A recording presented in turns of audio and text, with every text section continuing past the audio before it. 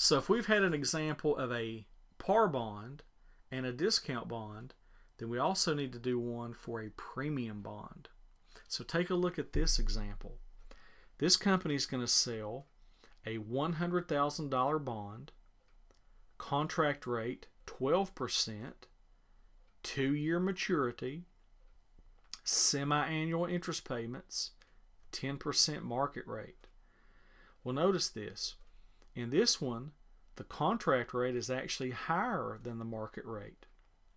So we can actually sell this bond at a premium price, because if the market is only paying 10%, we're paying 12%, everybody's going to want to buy that 12% bond.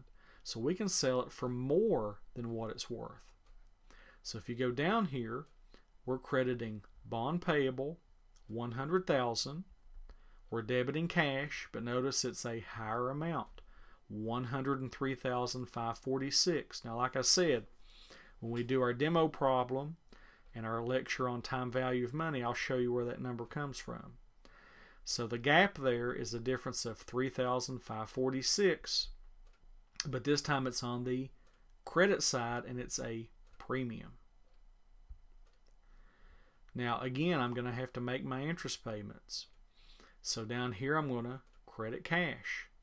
That's based on the contract rate. If we go back and look at that, contract rate 12%.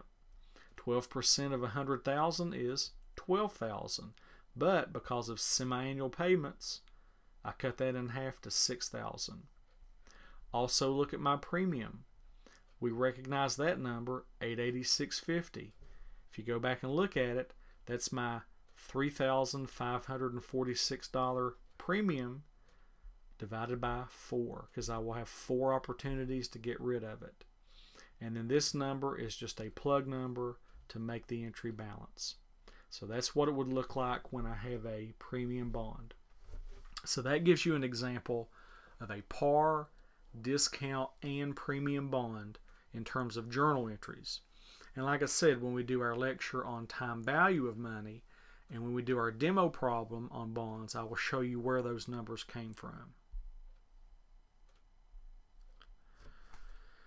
Now, at the tail end of this lecture, we're going to talk a little bit about some terminology. And this terminology has to do with bonds. This has to do with some of the different options. And one option possibility would be a secured versus unsecured bond. Some bonds are sold as secured bonds. These bonds are actually backed up by collateral. So in other words, they have an asset that has been pledged as collateral. So that way, if the company fails to be able to pay you the interest or the principal, they would have to sell that asset and give you the money from that. So that way you have a little bit of security. But then again, a lot of bonds are sold as unsecured bonds. And those bonds are only backed up by the reputation of the company. So you really have to be careful there. Now, of the two, typically you would see a higher interest rate on an unsecured bond. The next two possibilities would be either a registered or bearer bond. Now, a registered bond, that's going to be registered to a specific bond holder.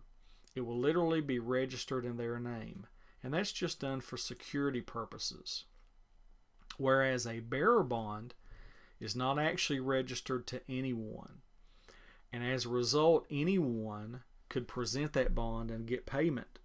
So that's a security risk. So that is why currently in the United States we no longer issue bearer bonds. They're too much of a security risk. Now, one thing that I like to mention at this point is that even though we had many different examples of bonds, you probably noticed that they had different interest rates. So why do these bonds have different rates of interest? Well, it has to do with risk. There's always a relationship between risk and reward. And what is that relationship? Well, the greater the risk, the greater the potential reward. The lower the risk, the lower the reward. In other words, when you see higher interest rates, those bonds are riskier, and they're trying to entice you to buy that bond with that higher rate. When you see lower rate bonds, they are safer. They're not as risky. So it really just depends on the type of investor that you're dealing with. Some people feel comfortable taking a chance and taking a risky investment. And of course, there's a greater potential reward. But there's also a lot of risk involved. What if you lost the money? So that's why you see the different rates on all the different bonds that we've dealt with.